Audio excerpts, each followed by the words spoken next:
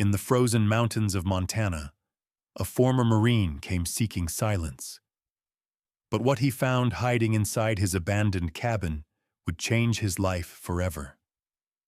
A terrified girl trembling in the shadows, a past filled with bruises and fear, and the unmistakable sense that God had led her to his doorstep for a reason.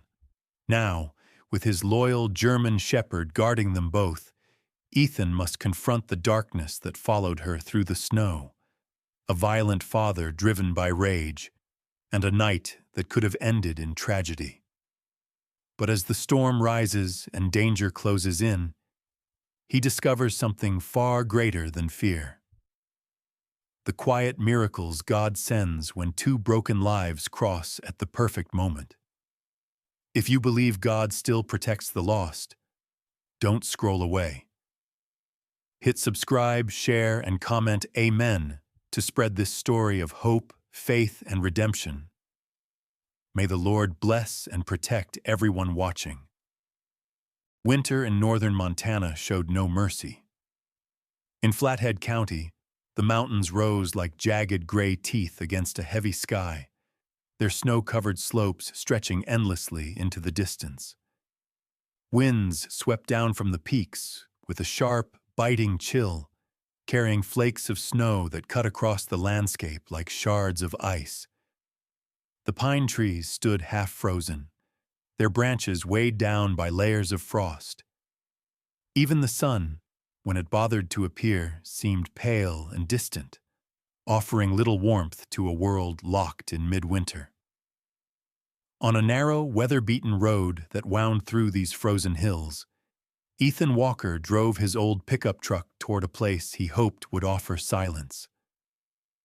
Ethan, a 36-year-old former U.S. Marine, carried the hardened look of a man shaped by years of war. He was tall, with broad shoulders and a posture that remained rigid from discipline rather than intention. His face held sharp angles, a strong jawline partly shadowed by a short, rough beard, storm-gray eyes that rarely revealed emotion, and a faint scar on his left temple, an old battlefield reminder that still haunted him. His hair, a dark brown cut close to the scalp, had grown uneven during long weeks of drifting from one temporary job to another. Beside him lay Kaiser, his 6-year-old German shepherd. Kaiser was a large, powerful dog with thick black and tan fur, pointed ears always attuned to distant noises, and amber eyes filled with intelligence. A long, diagonal scar marked his right flank, a silent symbol of loyalty forged in battle. Although no longer in service, Kaiser maintained the disciplined alertness of a trained military dog. He watched the forest outside the truck window with measured attention, as if expecting old dangers to reappear in this new land. Ethan's hands tightened on the steering wheel as the truck jolted over patches of frozen dirt. He had spent nearly every dollar he had, $10,000 in total, to buy a long-abandoned wooden cabin deep in the Montana woods. It wasn't comfort he sought. It was quiet, distance, an escape from crowded cities, loud noises, and questions he didn't want to answer. His nightmares had grown worse over the past year, and the only solution he could think of was isolation. When the clearing finally came into view, Ethan slowed the truck. Ahead stood the cabin, crooked, weathered, and half-hidden between two towering pine trees. Snow clung thickly to the sagging roof, and one of the shutters hung loose, scraping softly against the wall each time the wind shifted. The wooden steps were cracked, and the porch railing leaned dangerously to one side. Nature had reclaimed most of the property, swallowing the edges of the cabin with overgrown brush and a thick blanket of frost. Ethan cut the engine. Silence fell instantly, broken only by the distant howl of wind through the trees. He stepped out, letting the icy air hit his lungs. Kaiser jumped down beside him, landing with a soft thud before, sweeping the area with his nose. Ethan stood still for a moment, staring at the cabin, a place no one wanted, a place forgotten by time. Yet it felt like the only place where his fractured mind might find peace. Home for now, he murmured. He unlocked the door. The hinges groaned, complaining after years of disuse. Inside, the cabin was coated with dust. The air smelled of old wood, stale leaves, and cold earth. Cobwebs stretched across the corners like delicate gray nets, untouched for seasons. Ethan flicked on a battery lantern, casting a warm ring of light around the main room. There were only two spaces inside, a modest living area with a stone fireplace and a loft above accessed by a narrow wooden staircase. The cabin had no electricity, no running water, and barely any insulation left. Still, Ethan felt a strange sense of relief. No loud neighbors, no sudden noises, no one asking about the nightmares that kept him awake. Kaiser trotted ahead, exploring in practiced silence. His nose skimmed the ground, tail low but alert. Ethan set down a duffel bag, removed his gloves, and exhaled slowly, letting the tension ease from his shoulders, until Kaiser suddenly froze.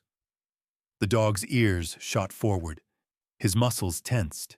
He turned his head toward the loft. Ethan felt the change instantly. Years of combat had wired his instincts too deeply to ignore subtle warnings. He followed Kaiser's gaze toward the staircase. "What is it?" he whispered.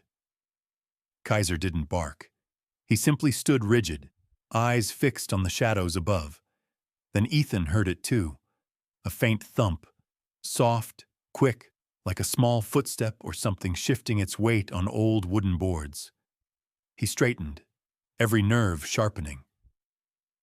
His heartbeat slowed the way it used to in combat, preparing him for unknown danger. He unclipped the flashlight from his belt, its beam slicing through the dim cabin as he moved slowly toward the stairs. Kaiser padded next to him, silent and controlled, like he had been trained to do during missions.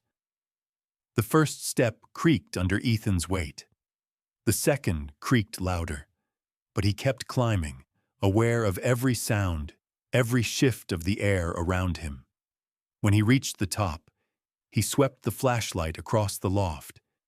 He saw dusty furniture covered with cloths, cracked windows, a broken chest collapsed in the corner. Then something else caught his eye, an imprint in the dust. Small, human, fresh enough that the edges hadn't blurred. A child's foot. Ethan's pulse thudded once, deep in his chest. The loft had gone completely silent now, as if whoever or whatever had made the sound was holding still in the shadows. He didn't call out, didn't move recklessly.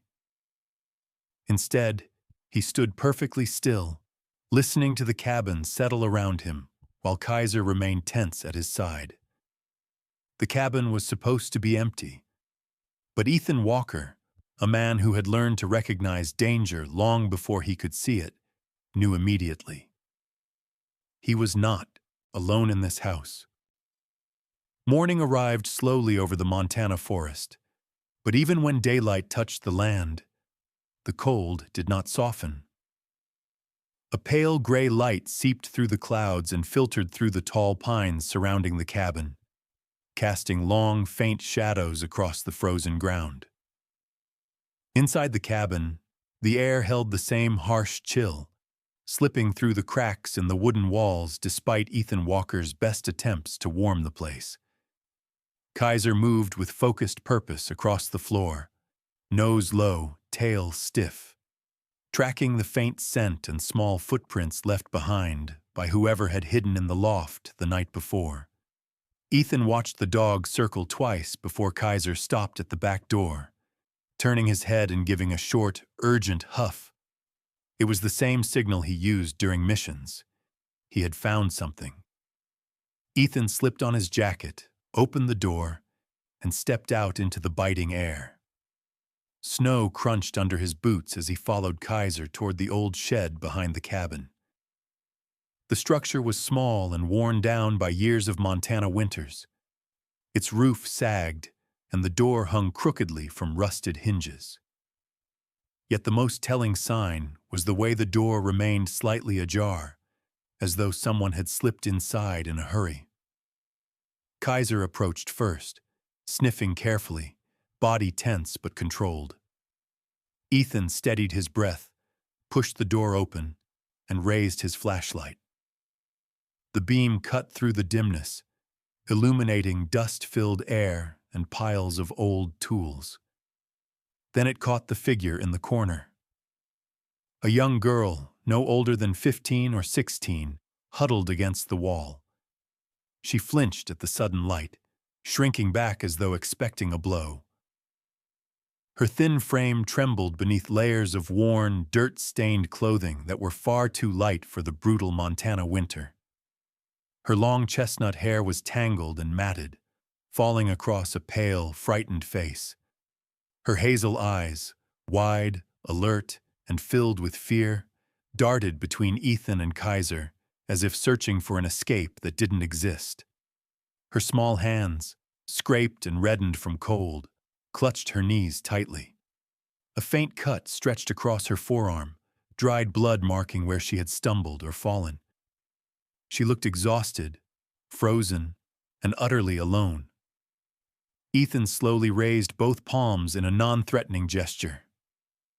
"It's okay," he said quietly, his voice steady and calm, practiced from years of talking to civilians in crisis.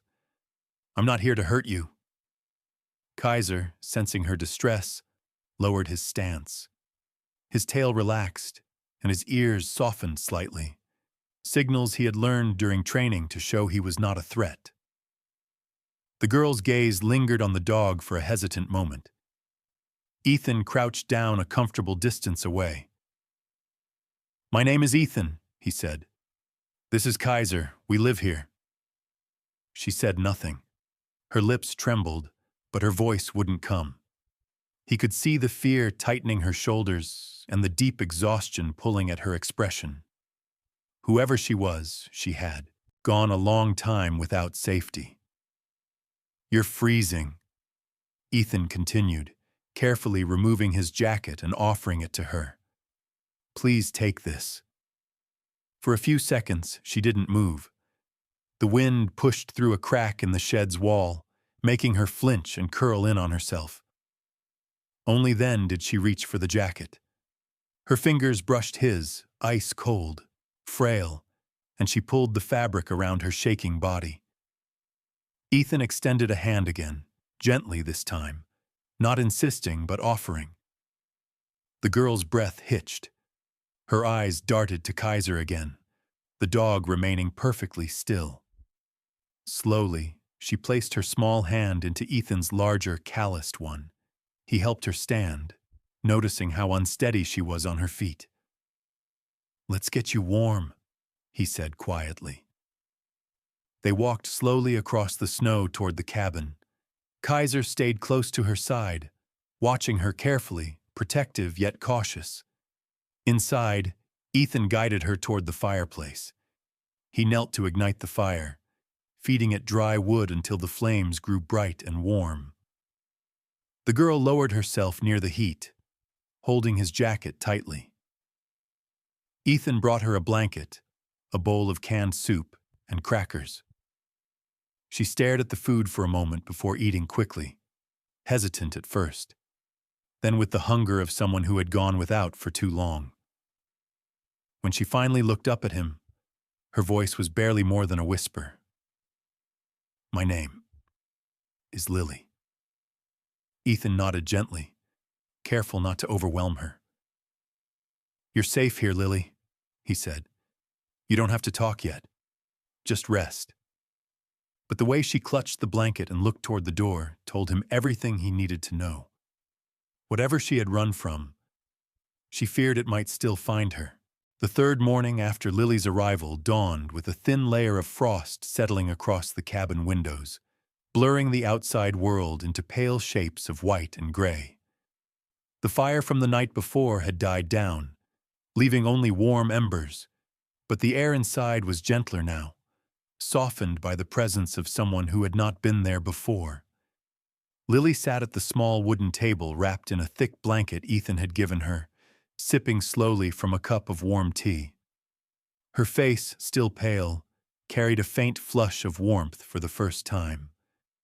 Her hazel eyes no longer darted sharply at every small movement, but still held a quiet wariness, the kind born from long-term fear. Ethan stood a short distance away, arms crossed loosely, not wanting to pressure her. Kaiser lay beside the table, his large frame stretched out protectively near her feet.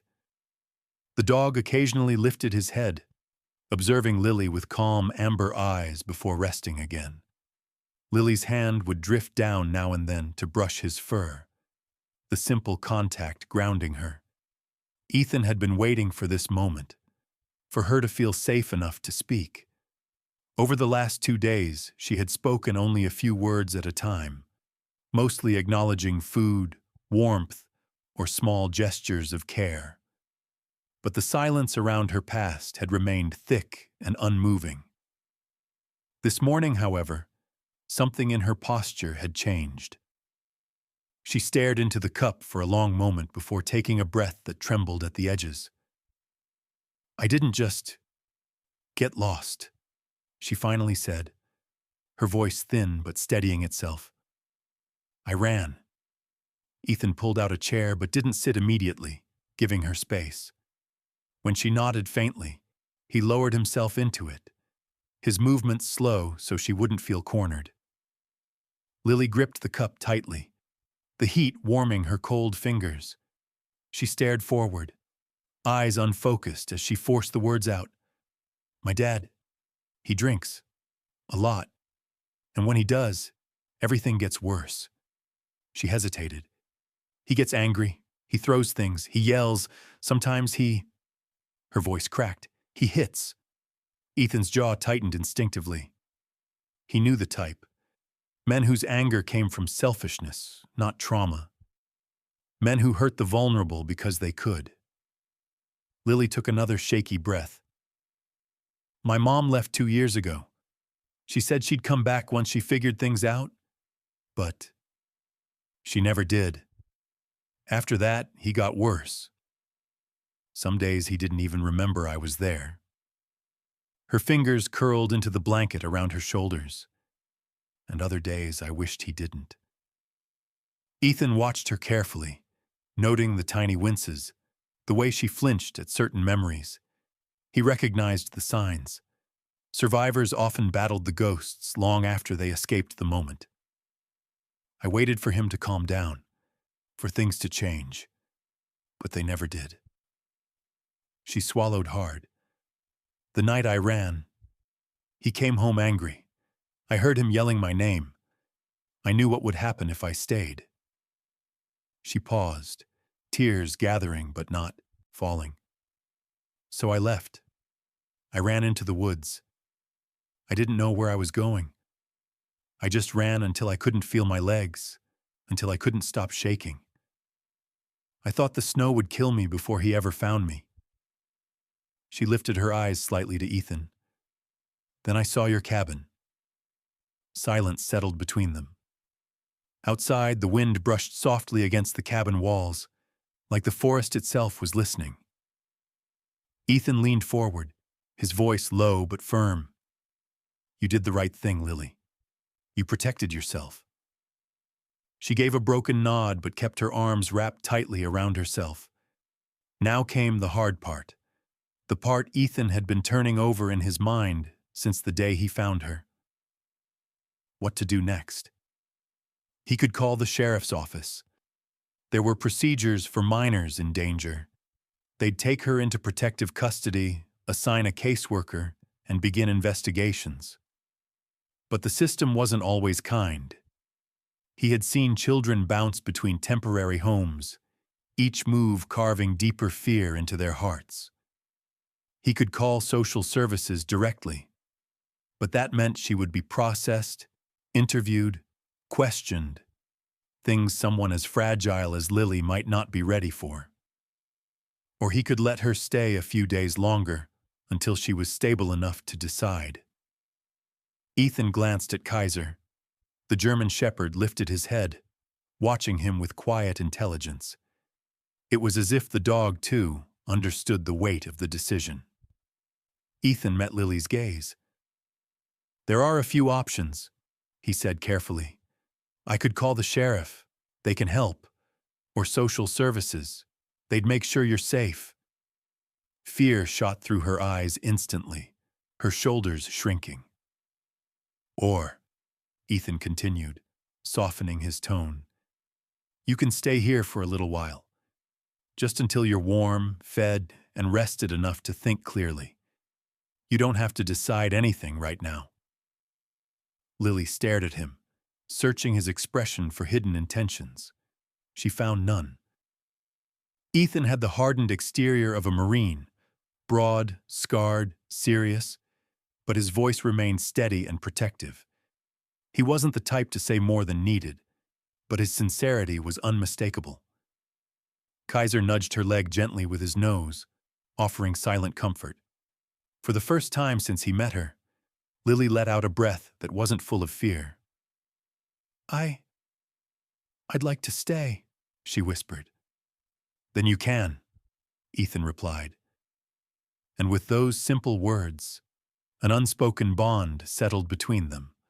One built not from blood or obligation, but from two broken paths crossing in the cold of winter. Night settled heavily over the Montana forest, bringing with it a fierce wind that rattled the shutters and swept snow across the clearing like waves of white dust.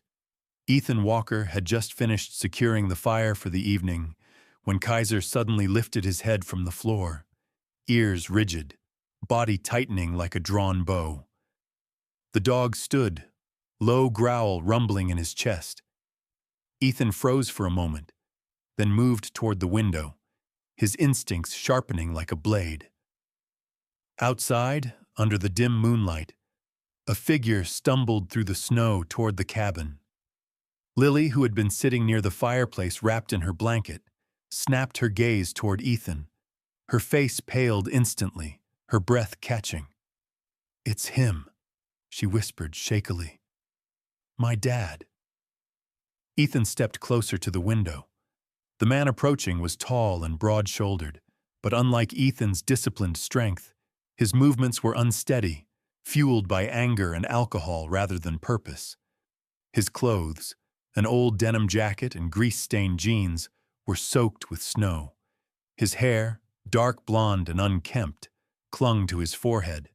His beard was patchy, more neglected than rugged, and his face was flushed red with drunken fury. His name, as Lily had said, was Rick Halden, a man in his mid-40s who bore the rugged appearance of someone once strong but slowly eroded by addiction.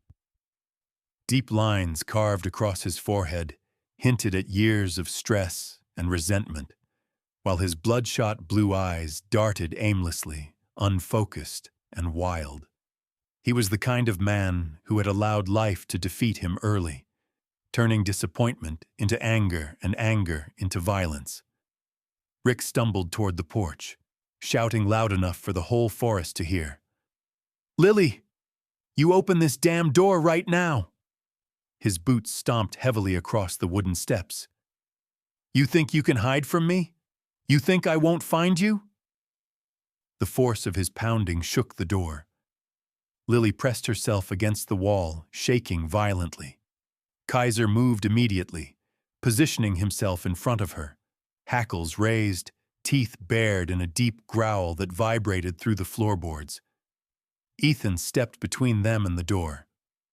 "Stay behind me," he said firmly. Another slam rattled the hinges. Ethan opened the door only enough to stand in the doorway.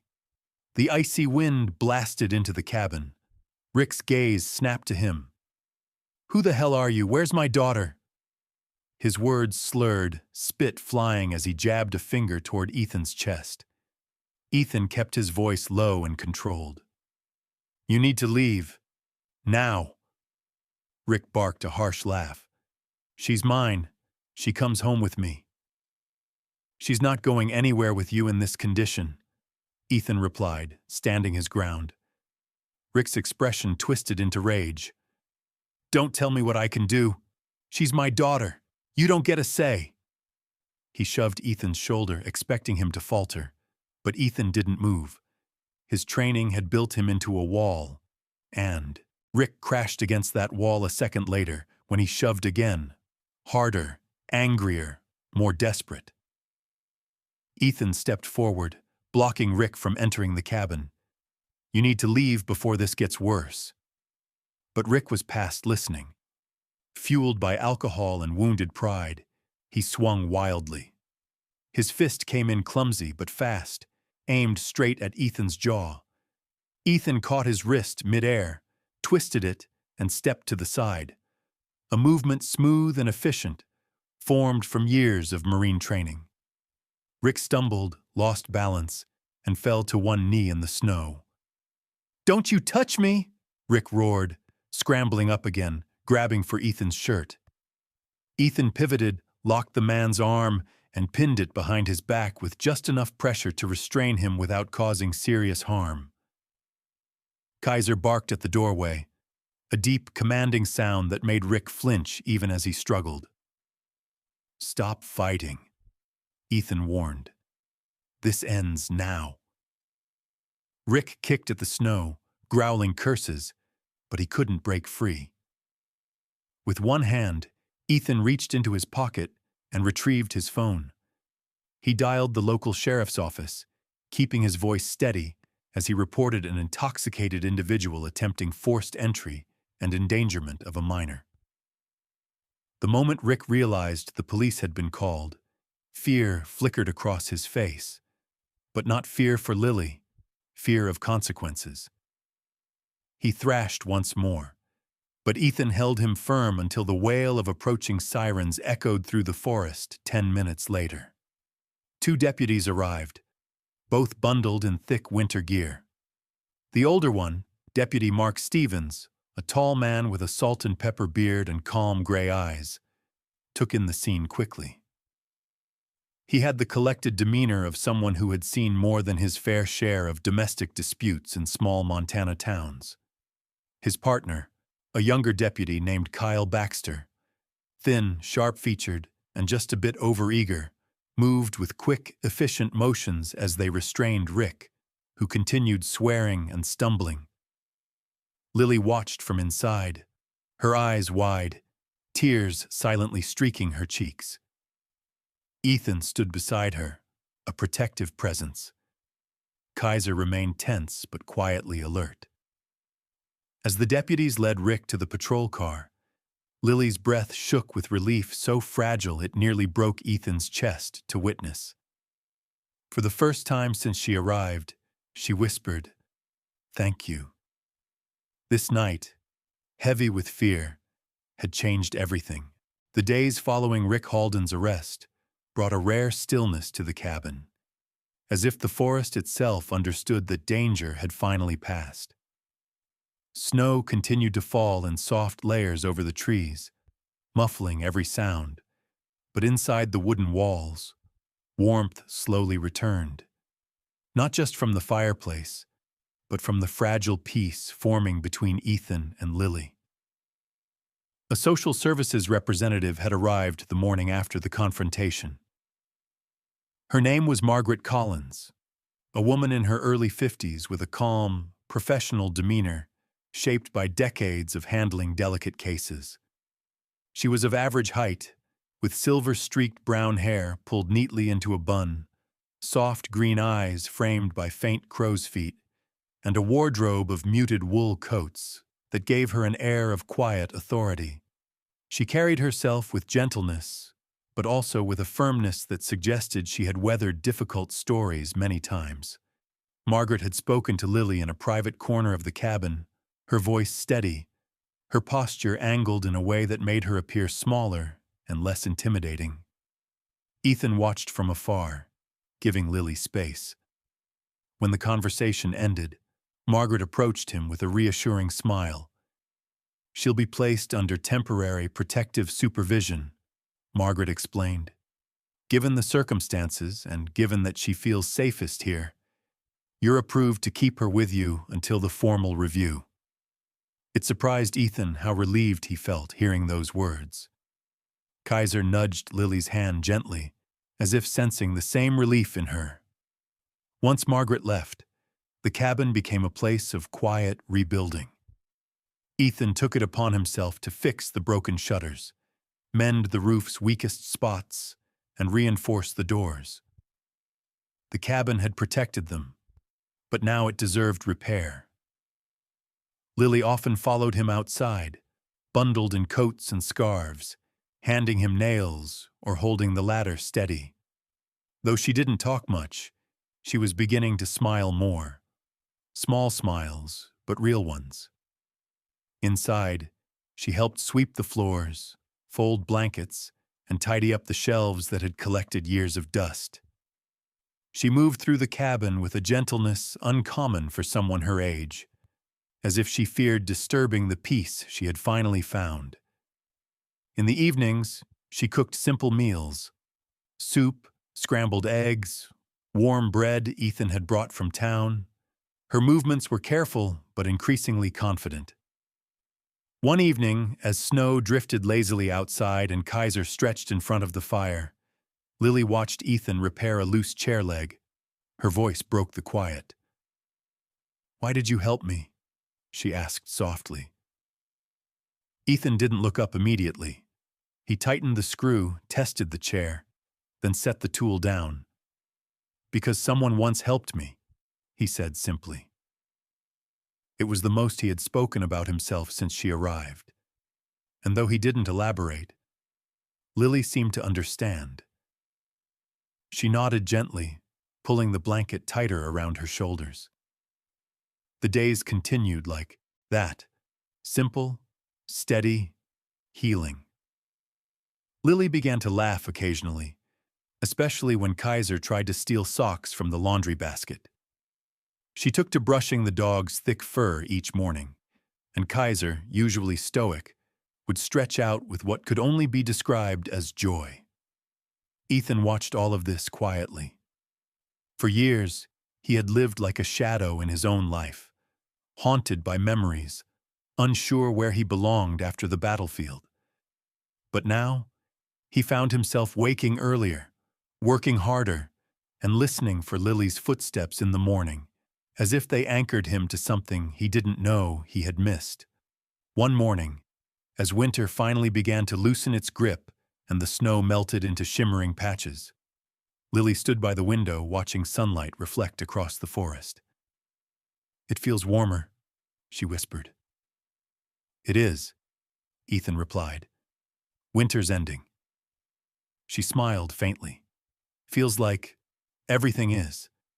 And in a way, she was right. As days grew brighter, a sense of new beginning filled the small cabin. Lily began sketching on scraps of paper Ethan found in the loft.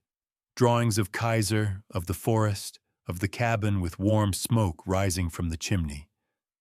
The once silent space now carried the soft sound of pencils scratching paper, the crackle of fire, and the occasional laugh shared between a girl and the man who had become something like a guardian.